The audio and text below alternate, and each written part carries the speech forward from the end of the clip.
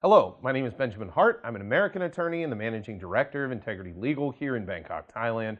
As the title of this video suggests, we're discussing Thailand elite visas, and we're going into 2022 here. I thought I'd just kind of discuss Thailand elite briefly.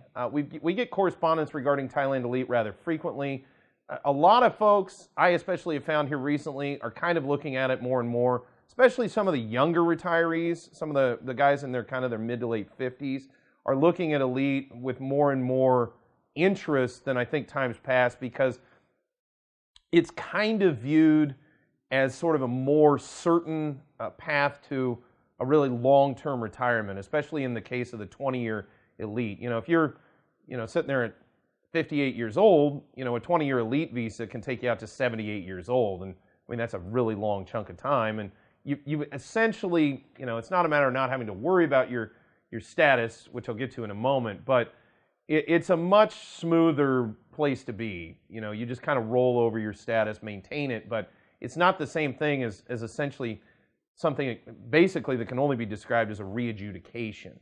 You're essentially not being re-adjudicated, you're just sort of renewing, your status on a yearly basis, which brings me to the fact that, yeah, Thailand elite, a lot of people have asked me, they've said, do I think Thailand elite they'll get rid of the 90-day reporting requirement, or they will, change some things with respect to TM30.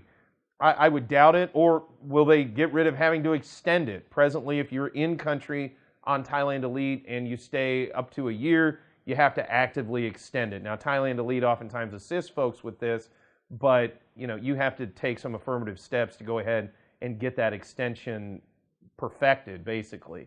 So do I foresee extension being unnecessary or things like 90-day reporting in the future? Unlikely. Remember, Thailand elite visa is a non-immigrant visa, so it's covered under the rules in the Thai Immigration Act of '79 regarding non-immigrants. And non-immigrants, unlike immigrants, for example, permanent residents, non-immigrants still have to deal with things like 90-day reporting, TM30, depending on circumstances, as well as extensions on a yearly basis.